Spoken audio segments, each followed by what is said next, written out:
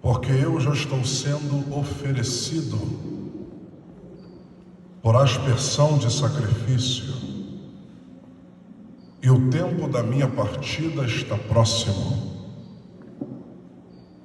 Combati o bom combate, terminei a carreira, mas guardei a fé. Desde agora, a coroa da justiça me está guardada, na qual o Senhor, o justo juiz, naquele dia me dará. E não somente a mim, mas a todos aqueles que amam a sua vinda. Aleluia. Procura vir ter comigo depressa. Preste atenção na leitura. Procura vir ter comigo depressa, porque Demas me abandonou, amando o presente século, e foi para Tessalônica. Crescente foi a Galácia, e Tito para Dalmácia. Só Lucas está comigo. Toma Marcos e traze-o, porque muito me será útil para o ministério. Enviei Tíquico a Éfeso. Quando vieres, traga minha capa que está em Troade, na casa de Carpo. Traga-me os livros, traga-me os pergaminhos. Tome cuidado com Alexandre, o latoeiro, porque Alexandre me causou muitos problemas. Mas o Senhor fará ele pagar segundo as suas obras. E tu guarda-te dele, porque muito resistiu às nossas pregações. Ninguém esteve comigo na minha primeira defesa, antes todos me abandonaram. Mas mediante a todos os abandonos, o Senhor me assistiu. O Senhor me fortaleceu, e o Senhor fez cumprir em minha pregação, e todos os gentios a ouvissem. E o Senhor me livrou da boca do leão. A igreja em alto e bom som faça uso desta frase final: e o Senhor me livrou. Vamos lá? E o Senhor me livrou, da boca do leão. Quantos creem na palavra de Deus e na sua veracidade? Que bom, tome seu assento, por favor.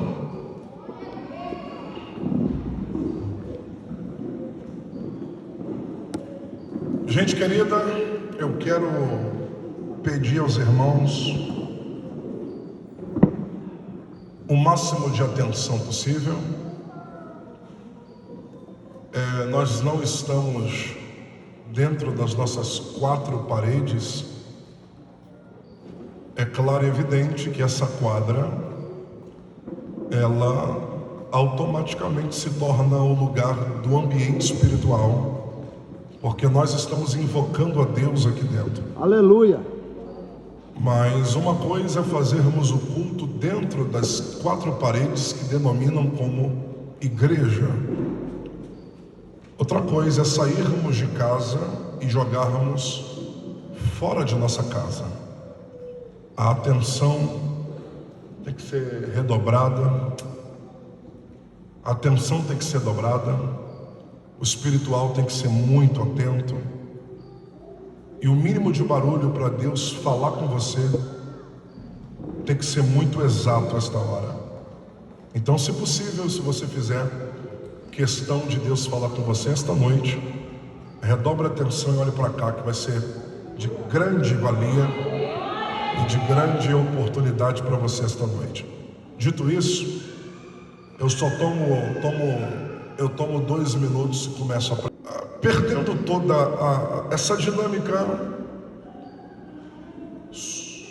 Quem me ouve, familiaridade de conhecer por ser um texto muito batido.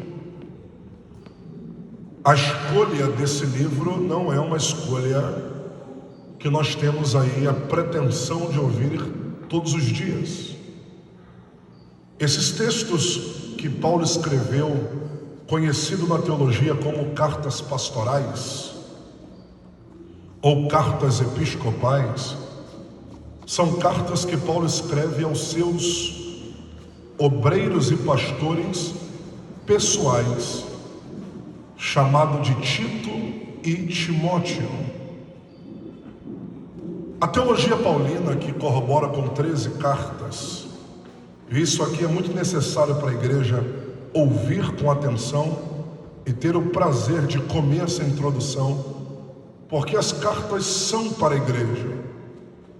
O direcionamento das cartas de Paulo são claro e evidente para a igreja. Antigo Testamento é bíblico, óbvio. Mensagens da Tanakh, que é o termo hebraico da palavra Antigo Testamento, vale para hoje? Claro que vale. Mas esse tempo de 2025 que a igreja brasileira está vivendo, por que nós temos a pretensão de falar sempre aquelas coisas batidas, que é poderosa? A Bíblia por si só, de ponta a ponta, ela é a palavra de Deus. Mas nós conhecemos Salmo 23 de cor e salteado. Nós gostamos de ler o Salmo 91, que fica aberto na casa de muito crente, entendendo que é um salmo de proteção. E toda a Sefer Tehillim, que é o livro dos Salmos, parece que tem muito poder. Mas aí quando nós ouvimos uma mensagem teológica à luz das cartas de Paulo, que direciona os assuntos centrais para a igreja, poucos irmãos têm prazer de ler as cartas.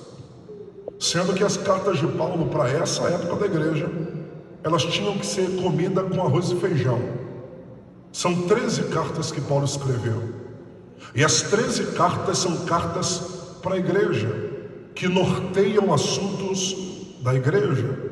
Por exemplo, hoje é um domingo, e praticamente nós temos os membros da igreja aqui. Sábado enche um pouco mais, porque vem visitantes. Sexta-feira é muito natural. Agora, os membros da igreja no domingo estão aqui. Então, a mensagem central não é para jovens, não é para homens e não é para mulheres apenas. A mensagem é para a igreja hoje. Então, o que norteia a igreja são as cartas de Paulo. Pastor, eu tenho uma dificuldade de conhecer as cartas paulinas pela dificuldade de interpretação. Pelo contrário, as 13 cartas são bem práticas.